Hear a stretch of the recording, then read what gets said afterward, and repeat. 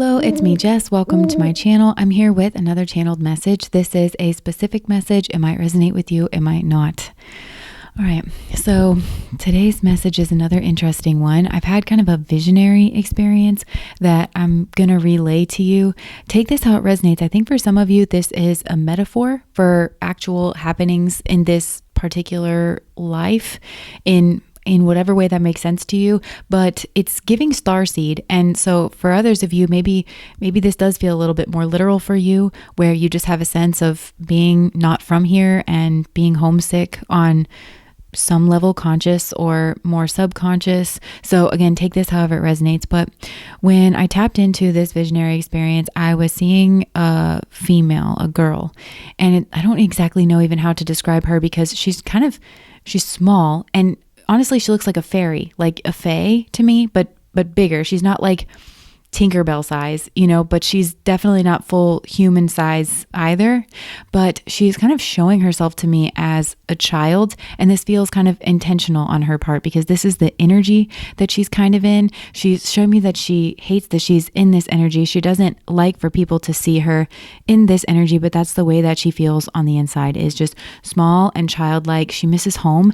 And I picked this up in another starseed reading that I had, but it's her dad in general. There's like, a wanting of like a masculine figure, like a strong father figure. I feel like she's homesick, but there's a really like, I want my dad, like kind of vibe, because I can sense like a family energy around, and there's definitely like a loving mom there. There's like a lot of other people around, but she is like really zeroed in on her dad. Like I said, this person looks like fae to me, like wings and stuff. So this person, as I'm seeing them, I'm like behind some tall grasses and like ferns and brush and stuff. She definitely knows that I'm here though. She's kind of, I almost feel like a telepathic kind of thing here, where she's kind of communicating with me through pictures. And I think this race of beings, whether this is metaphorical or not, I don't know. Again, take this how it resonates. I don't know how to make sense of this. This is just what they're showing me.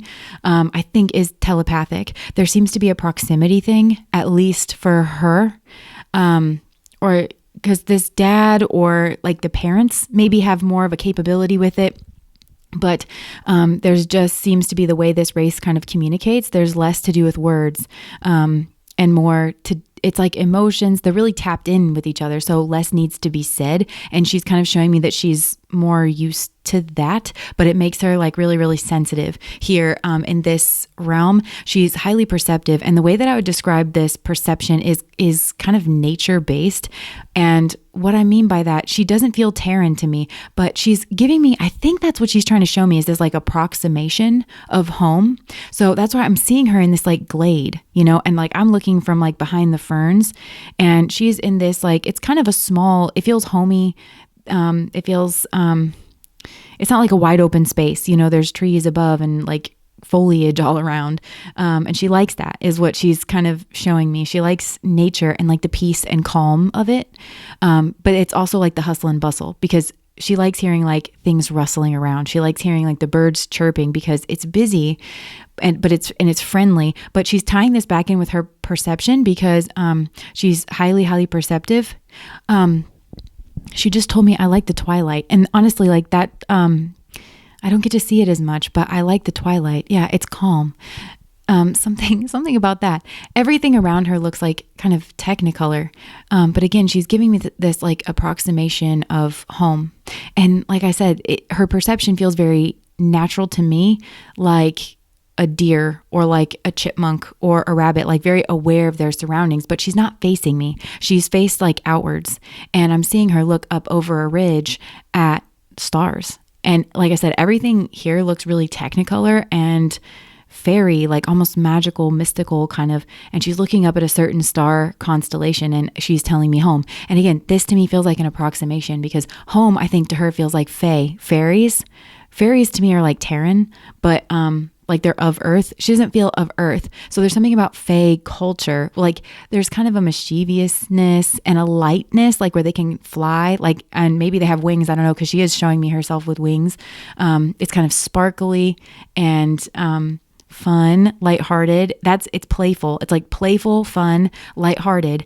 And there's partying. She's kind of giving me the sense of partying. That was something that really confused her. I think maybe this person has felt, doesn't like parties is kind of what, that's surprising though, because she likes parties back home, and she thought like the party atmosphere, she's showing me, I like twilight. I like for there to be friends around. I like for there to be mischief, but like good kind of trouble, get in the good kind of trouble. And that threw her because, I don't know if something happened to her at a party or something, but she's showing me she's highly perceptive, but in the natural realm where things are kind of quiet, she's used to the sounds, she can get her bearings. But she was surprised and shocked about earthly parties and human nature. She wasn't expecting it to be like debaucherous or evil or mean. She thought she was safe or something at a party. So I don't know if something happened at a party or if she's just kind of comparing the energies, because it also feels like maybe she was sucked in here. And I don't mean actually literally like sucked into like the earth realm. She came here like of her own accord, but she's kind of showing me the Two of Pentacles, like it's kind of up in the air. It's a little bit of this and a little bit of that. And that's when she kind of, is shutting down. She's showing me, okay, she just flashed up a masculine. So she came in here with the masculine energy, and he is also of this like Fae realm. It looks to me like he's a couple years older, and this seems to be where they're from. I don't know if he's a couple years older like here in the earth realm, but this is like where they're from. Because these two to me seem like whatever race of being they are, or again, maybe this is more literal for you. Maybe if for those of you that this is literal, maybe he is like a couple of years older. I don't know. Take that how it resonates. But they're showing me kind of like where they're from. They're not adolescent. They're not a girl, not yet a woman. It feels like 18, like around then where it's like, I mean, you're a teenager, I guess, technically, but also you're kind of a young adult. And that has been the expectation around her. She's kind of showing me that. And so that's why she kind of like left the comfort in the home of her family. She's also showing me that she's independent and like she is very adventurous, and she likes to take risks. And it seems like wherever they're from, people come here, like people come to Earth, and it's like I wouldn't call it spring break, but it's like, I think it is. People who come here are seen as like very strong or like helpful in some way, where it's like, oh, you're that kind of person. But I do feel she was kind of sold on it by this masculine, and she's kind of showing me, because she's showing me her following him in and just kind of, because I'm seeing them walk down kind of a rock formation again with like the natural imagery, but it's definitely going down in descent, like, and in density. And she's kind of showing me his like, because they look like Fae to me, right? Like, and I'm kind of seeing like pointy ears, but she's showing me from a distance. And I think that's a metaphor. She's showing me from a distance. Now that she's had some distance from it, I don't, there's some confusion here around, did you mean to do this to me? Did you mean to trap me here? Did you mean for all of this to happen, kind of a thing? I trusted you. You said that you had my back. It's like he'd been here before, kind of a thing. So anyways, I'm seeing her follow him in, like to the earthy realm. But I'm seeing they're descending into this, like, it's not a cave, but it's not it's more like a canyon than a cave, I would guess. There's like rock stairs, but there's like also rocks all the way up and over them. And it's like kind of a red looking rock, and it's twilight or it's nighttime. And there looks to be a big bonfire. I can't see the fire, but it's like the glow from a fire. And I can see from a distance, again, like I'm not really seeing her. She looks small and like kind of in the shadows, but I'm seeing his shadow on the rock formations, and I'm seeing his ears, like his Fae ears, but they look pointy and almost like devil horns. So I feel like she's kind of like, did you mean to do this? Like, what were you doing? You like kind of brought me down here. And now she's kind of flashing back to like her original family when they were talking about this. I can see that there was some discussion. They didn't want her family that loves her, didn't want her to go, said that she was, didn't know what she was kind of getting herself into. None of this was condescending or anything, because she's respected in this family, and they would let her have her experiences and stuff, but they also are honest with her. And I don't think they really, it's all but said. And this, like I said, this feels like a race of beings where certain things don't need to be said because they have an automatic tap into certain emotions, certain imagery, like telepathy. Communication feels like multimedia almost, like at this other place. So she kind of knew that they didn't trust him, but there is a bond. There's like a love here between the two of them, and it's called something. She's kind of showing me that they have a word for it that we don't hear. She's approximation for this word is like betrothed, but then she shook her head and went, no. Promised is more like it, but it's like harmashimana is like the word. But it means these two are, it's not a connection. They're not bound together. It's just the way they exist. I don't know. It's like a state that these two exist in, where they're kind of like born promised to each other. Because it's not even like their parents betrothed them or anything. It's like that's just the state that they exist in. I don't really know.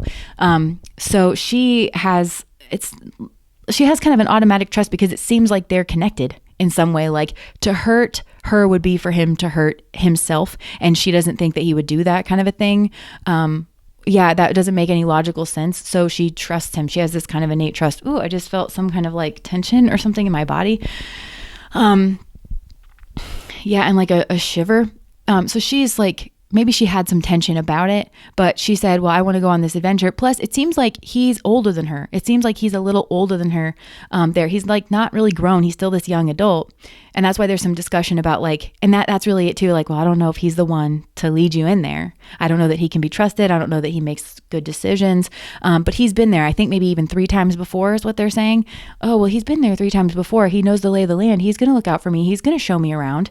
He's going to make sure nothing happens to me. Why would he want anything to happen to me? And they're showing me the mom and the dad kind of giving each other knowing glances. And they're like, all right, well, I guess if you want to go, So then that's when I flash back to the cave and like them kind of walking in. And as they're like, she's following him, and like, as they're descending into this cave, I don't know if there's an actual descent, because I'm just hearing myself, for those of you that this is more literal, I'm hearing myself in another reading say something could have happened in lower descent.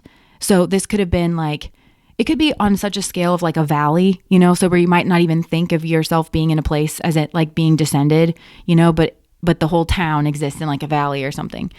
Or it could be an actual place where you had to walk down a lot of stairs, or it felt like a cave. I don't know. Take that however, or maybe it was a cave for some of you. Like if you live in an area where there's caves, like maybe your friends hang out there. I don't know. But so they're showing me like the descent into the cave when they finally reach like kind of the bottom. There's a lot of people there. This looks kind of like a party or something. But everybody's like really spread out, and he's not checking for her. Like he's not looking back or anything. He's like, he just walks off kind of, and she doesn't want to go that fast. And she is, she feels left, actually. She feels like left or abandoned. He went into like a shadowy area, and he went back. Okay, so I'm just going to follow him real quick. Yeah, he doesn't go too far, but he's going actually pretty far.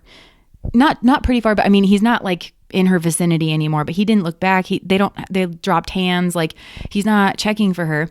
And he went and he sat around this. It's weird because it's not even like a bonfire or anything, but there is a group of people that's just sitting kind of in the dark. But he knows these people. These are his quote unquote friends. And I can tell that they're not great people. Like this is some type of like debaucherous energy or something, but these are who he knows.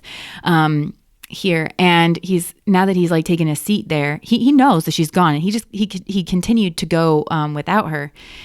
And he's kind of like staring off into space. He's like really in his own mind about her. And he's like wondering what it is that he should do. Like, should he go back for her? But there's this kind of chip on his shoulder kind of thing. And I think I've said this in another reading, but it's like he feels that he's the man, and she should have been following him, and that it's her own fault that she wasn't. But he knows that this is dangerous. And he knows that he promised a lot of people, not just her, a lot of people, that it's like his own mom he promised, like his own, like everybody knows that like this is a dangerous place to be or something. And there's just this sense of like, I should not have left her, I should have but now he's like kind of too far in on the decision. He's like, I don't know what to do. And he is kind of thinking about her.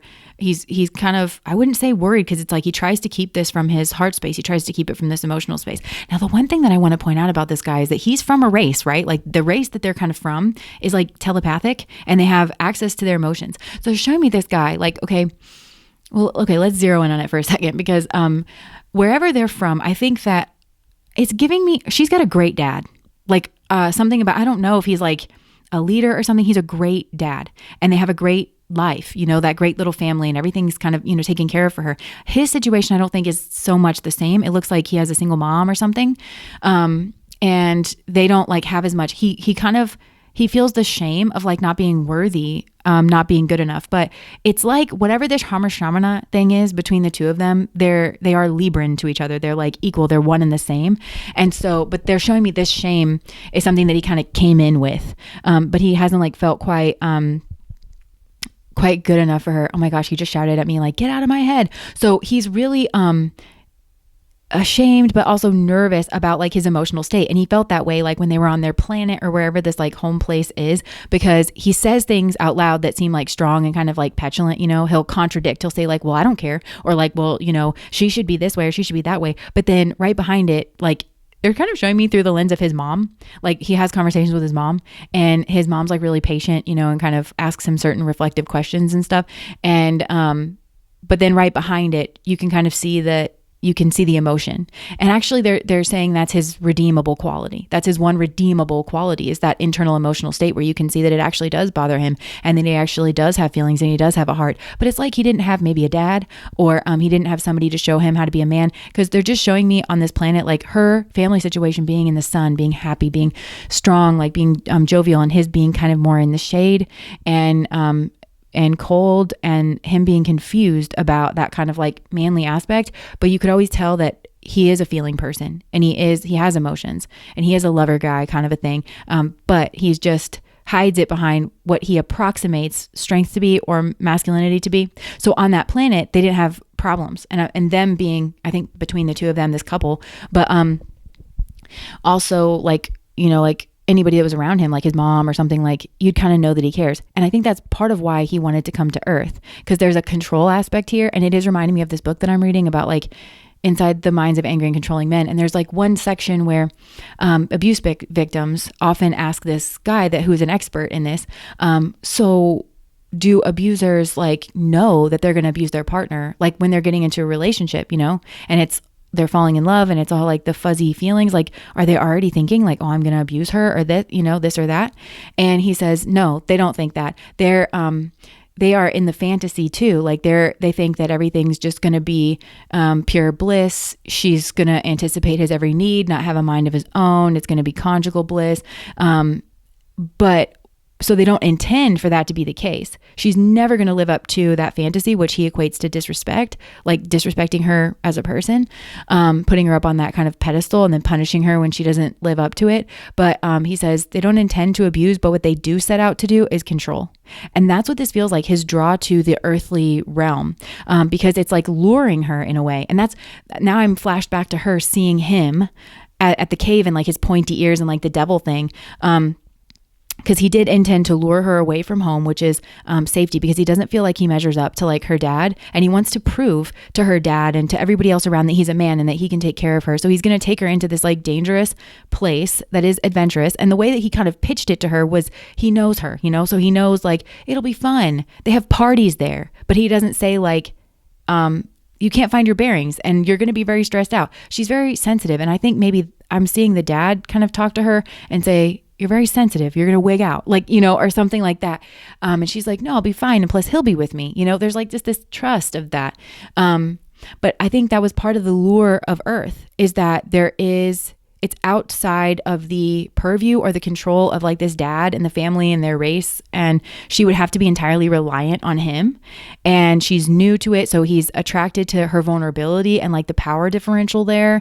But it kind of masked as this other thing. And there wasn't kind of open communication here, but she could see like his desire to prove himself, and that they're kind of, it feels like as a, in their culture or something, they were getting ready to kind of be closer and closer together. It doesn't actually feel soon. I'm hearing 25. These people are like 18 at their culture level, But so she's kind of piecing this together on some kind of subconscious level that, oh wait, I think I was lured in here. But she doesn't know why. Because to her, she's like, did you intend to lure me in here and then leave me like at the moment that we hit the floor? Because, and he didn't, but he really did think that she was going to just like follow him. But it didn't feel right to her. And, she didn't. Again, I think this might be a metaphor. So now let's, well, the other thing that I want to say about the control aspect is because he's like, if people didn't hear my emotions, if people couldn't see inside of me, then I would seem a lot stronger than I actually am. So that's why he wanted to get away from that like race, and like he wanted her to see him in that way. And he's like, then I would really be a man, and then I would have control. Like he's mistaking leadership for control, and he's mistaking being a man for control. And this is all kind of playing out in real time. And it's kind of led to a train wreck here that neither of these people are equipped to deal with, like on a maturity level, like as a soul kind of a thing. She is faring a little bit better. So going back to that, like he left her, and I'm seeing her still kind of by the stairs, like as soon as the stairs came down, and I'm seeing her like in the shadows by the stairs. She's not going to the center of the room, and she is kind of like huddled in on herself, and she's like, oh my God, like what do I do? And she's like, I don't like any of this, but it's the party atmosphere. That's what she's equating it to. I can't find my bearings. Nothing is peaceful here. I am highly perceptive. She kind of always thought that she could rely on her perception. She's good at maybe reading people or reading the situations or something, but it's too loud and it's nothing is familiar. She can't get her bearings. That's what it feels like. I can't get my bearings because everything's loud and I'm not accustomed to this place, and I need to be accustomed in order to orient myself with my perceptions, and it needs to be quieter for me to do that. I don't know anybody, and she feels scared, and she's like, kind of all around, and she feels abandoned and she feels neglected, and she feels he did this to her on purpose. And she's angry. And so then she's just kind of deciding, okay, well, I'm going to go off on my own. She doesn't want to see him. She hates him. And so she's like, she is moving like her own way. She doesn't want to talk about this part, but there's been some scuffles here whereby she was taken advantage. And I think that, she knew that there was no other way. I think she kind of knew I'm not getting out of this without a scrape, but I have to kind of, figure myself out. And now she's showing herself back in the glade. So she found the glade. So I feel like she's carved out some place for herself in the world where she does feel calm, and she feels happier. And it's this like approximation, but she does feel alone. And that's the other thing, is that she's not meant to be alone. Like this race of fairies, or like whatever they are, they're social group, but it's more like that Hobbiton vibe of, we are loud, we have food together, we are jovial. She comes from a real healthy, happy family, and great parents, and a solid community, and is just beloved. And she kind of can't fathom that you couldn't wander off at a celebration and like be harmed. It's something that her soul cannot fathom, like just does not have a blueprint for. So I don't know if that's something that happened, but I just think that it's human nature that bothers her. The debauchery of it, like, because parties for her, like, it's family, it's innocent, and there's just like a strength in it, and that's what people want to do to have fun. But that place seems like much, much higher vibrational. So again, she's just showing me herself like sat up straight, like just looking at the stars, longing for her dad. Like, I want to come home is what she's saying. I want to come home. And yeah, I'm just seeing her in this like glade. So I think she's gotten herself into some kind of good position, because it feels like things are growing around her, or things are lush, or, she's safe. She's in some safe, quiet place where she feels safe. And she's showing me that there is a plan for them to come get her after this. And, yeah, I just said, why are you here? And, she just like, I just want to know, like, is there another reason, like, why they came here? And she just shot me a look that I kind of can't really understand. It's, she just kind of looked over her shoulder at me. She's got her like arms up on her legs, and just kind of looked her eyes over, and her eyes looked sad. She looked angry though, embarrassed, and shame. Yeah, there's anger, embarrassment, and shame. And she's kind of telling me like I couldn't hack it or something. But I feel like this is a person that often feels shame when they shouldn't, because she knows that she was misled. She knows that she trusted where she should not have trusted, and she doesn't know why he would do this to her. Or she feels that she was lured here to be hurt and to be taken advantage of. And there's one of his friends that I think took advantage of her, hurt her in a way, and he didn't know that his friend was capable of that. They're both kind of too soft to be here. They're too nice to be here in a way. But he wants to show his manliness and he's tough by hanging out with all these debauched people. And like getting her involved in that. is kind of what I'm getting, but she didn't want any part of it. And so when I go back to him, he's saying, I thought she would understand this part of me, or would need to understand this part of me. And I said, what part? And he said, promiscuity. And I can tell that he's lying, but people around can't tell that he's lying, and he can't tell that he's lying. To him, this is manliness. This is so far from the masculinity that she grew up with. So they have very different perspectives of manliness.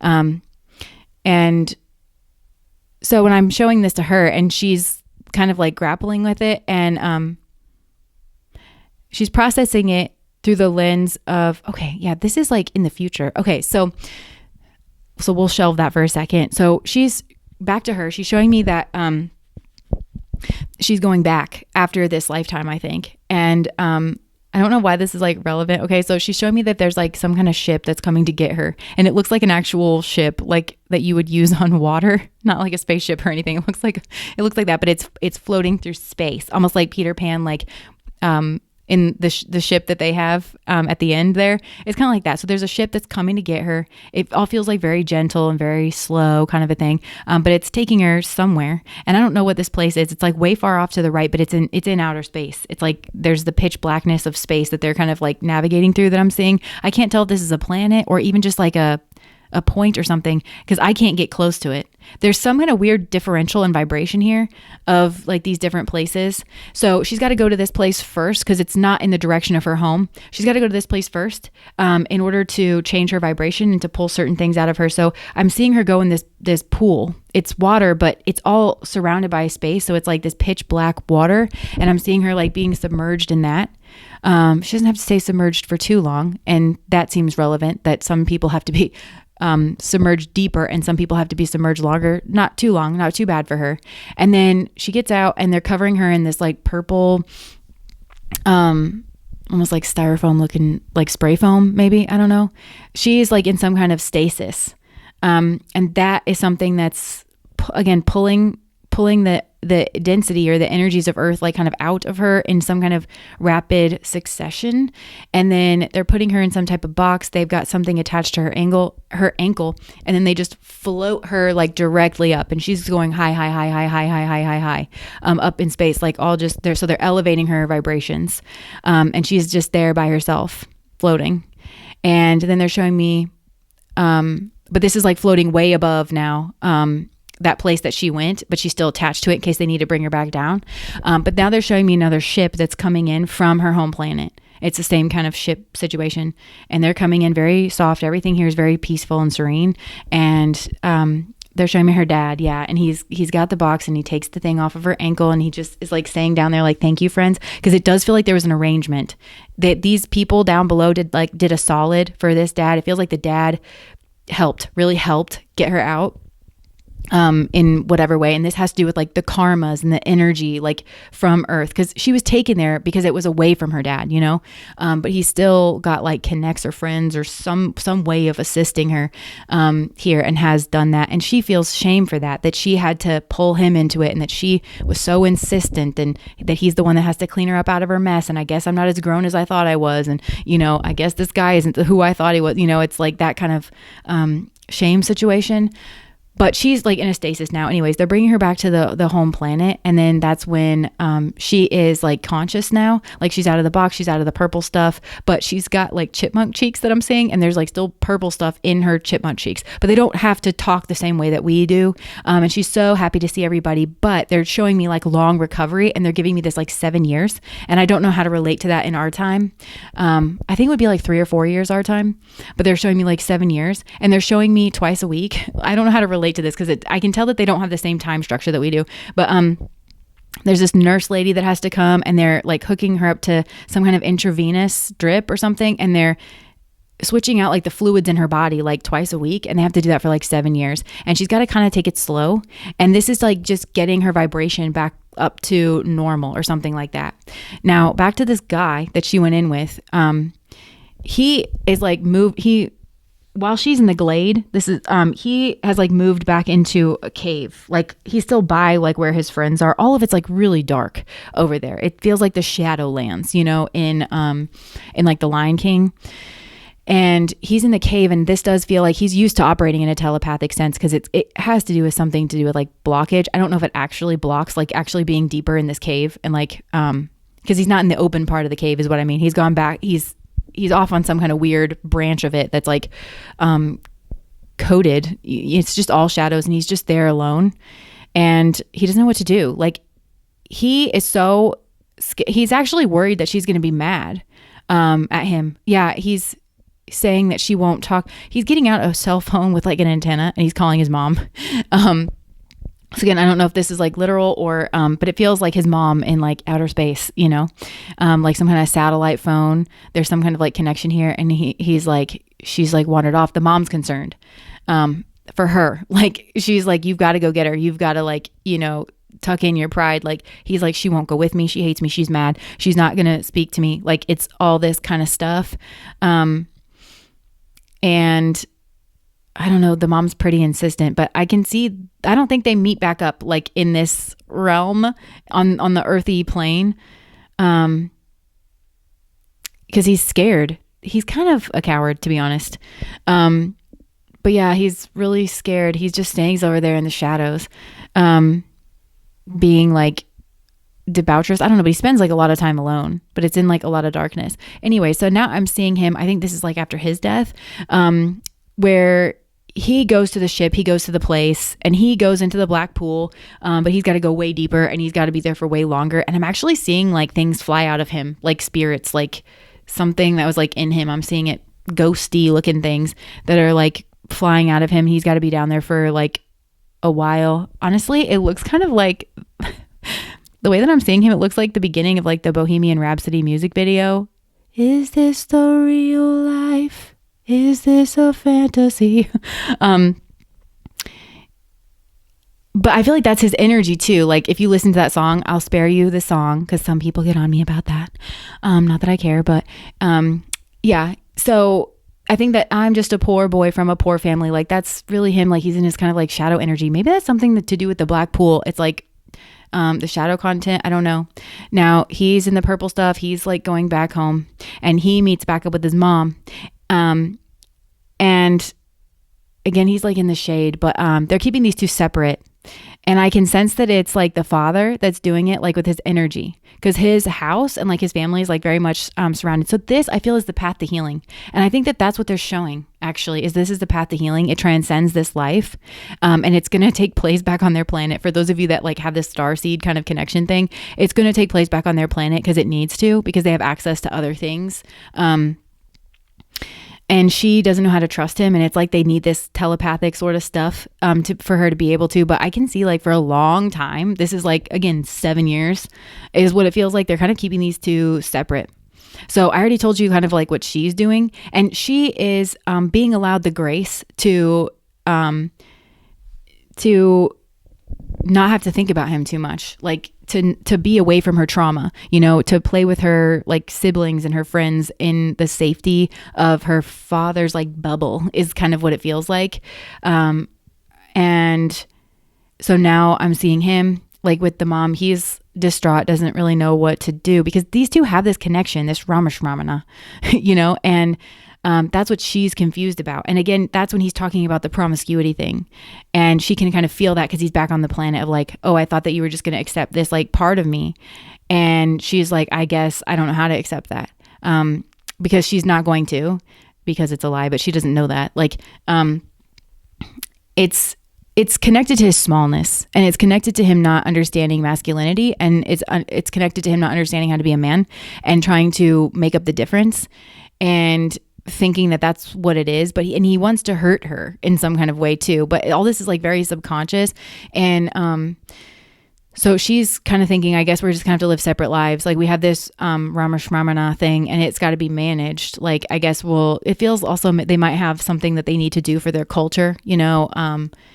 They're kind of giving me, again, an approximation like princess kind of, you know, well, they've got to rule over the realm. And it doesn't feel like necessarily it's a realm, but maybe it's like they have a household to run or they have something that they're supposed to like kind of do together. And she's kind of thinking, we've got this connection. How do I make that work? I got to keep myself separated out from you. I guess we'll just have to figure that out as we go, kind of a thing. Like, I accept that about you. It's not something I'm going to deal with. It's not something that I will be a part of. I do accept it about you. If that's, what you say that you want. She's feeling kind of mad at God. Like, why would you do this to me? Why would you have this kind of a person in a Ramashramana, kind of, that just seems cruel, but she's also not worried about it. Now, this is what's funny, is because the father is keeping the bubble there, but I'm seeing the father go out and meet with this guy. And it's funny because this guy's kind of terrified of the dad, like sort of thinks that the dad's going to like beat his ass or something, and he'd be well within his rights to do so. And the dad is giving me that impression. Listen, if it needs to happen, like it will, kind of a thing. But actually, I'm seeing the dad like show up at this son's, like where he lives in the woods, like in the shade, somewhere. And again, there's not as much, I should say, talking like on this planet. And the father has like a bow, and he just like gestures, and the son figure here goes to get his bow, and they're hunting. They're showing me that this father just is going out every single day with this kid. He's not a kid, he's like 18. And they're hunting together, and he's teaching him how to hunt, and he's teaching him how to like skin certain things. And they're showing me that he's eating the things that he's like killing and skinning and stuff. And as he's doing that, they're showing me his body. I think this is a metaphor, but they're showing me it's like huge now. It's getting comically large. Like he just looks like chunkier and certain, not fat, but like just filled out more. Like everything's getting like bigger. Like his hands look beefier or something. He looked like an adolescent, I guess. Like he looked younger to me. I don't know, but this is different than that. It's like beefed out kind of a thing. And they're just showing me this is like some kind of transformation. Again, there's not a lot of words there. And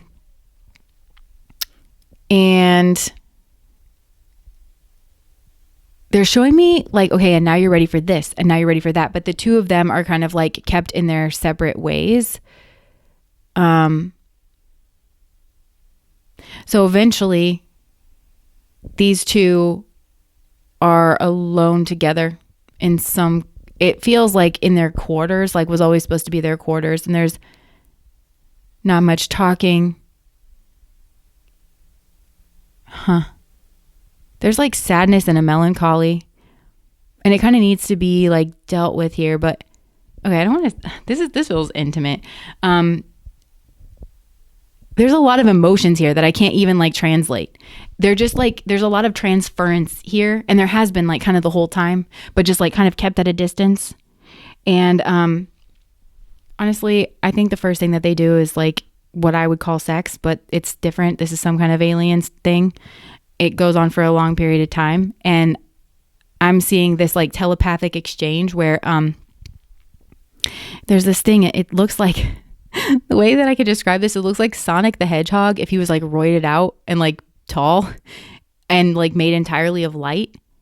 And that thing is like in this guy's mind and just says like, I don't need her. Like she's not special. Like, it's the demon voice that's kind of been like saying all this stuff. And I'm just saying this like guy who's now like clearly a man and like grown into himself. I'm seeing him just one-handed reach over and choke that thing out like until it's gone, basically, let's say in front of her.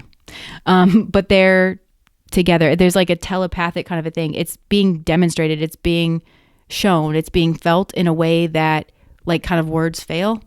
And that feels like that's what does it. That feels like that's what heals it. And, but it just feels like now it's just their union. There's not any of his weird shit because he didn't mean any of the things that he said. It was all just because he's a pipsqueak. He's kind of just a pipsqueak on like an emotional level and on, and I think that the foray here to this planet revealed that. And I think the parents, like the father and the mother, when they were kind of glancing that knowing look, they kind of knew that, but there's not a fear of, there's an understanding of the danger, but there's just an agreement that they're old enough to make their own decisions and we're not going to get in the way. We've said our piece here and this is probably not going to go the way that she thinks it's going to go. It's definitely, she's going to have to confront that in him, that he's not as, strong and he's not capable and he's not genuine and he's, all that stuff is going to come out because he's this like pipsqueak kind of nature, and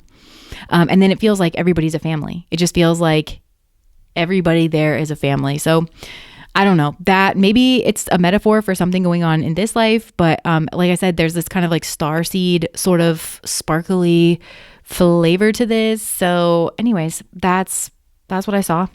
And I'm now looking at a card that says awakening. And then I'm looking at another card where there's a masculine on bended knee apologizing to a feminine. I don't know what this is, but that's the vision that I got. If that makes sense to you in any way, then comment, like, subscribe to my channel. Bye, guys.